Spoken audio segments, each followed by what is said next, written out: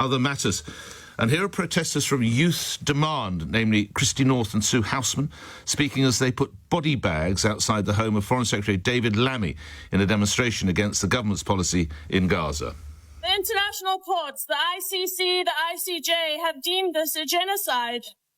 When will the UK comply with international law? Primary age school children are the ones most slaughtered by Israel. How can we make them safe in a world which thinks that that is acceptable?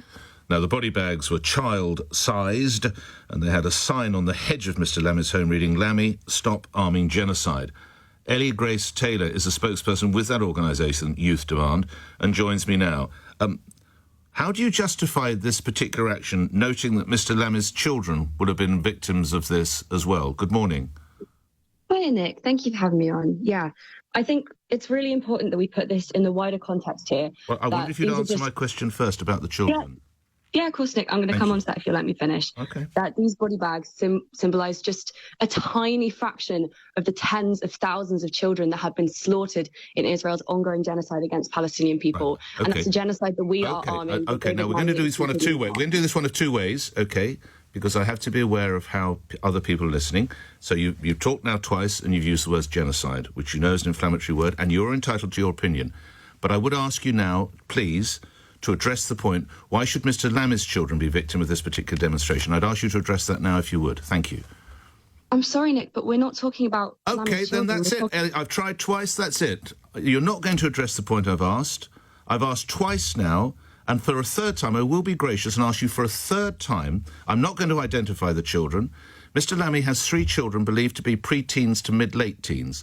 I ask again, and this will be the final time, how do you justify subjecting them to this? Final attempt, please, Ms Taylor.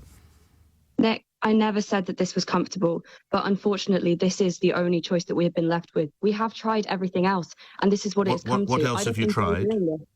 We've tried petitions. We've tried going out on police-facilitated marches for a year and a half now, and nothing has happened. We've seen the most minor concessions, and we know throughout history that things only change when we engage in non-violent, disruptive actions like this. It's not comfortable, but it works. But again, Ms Taylor, why the children?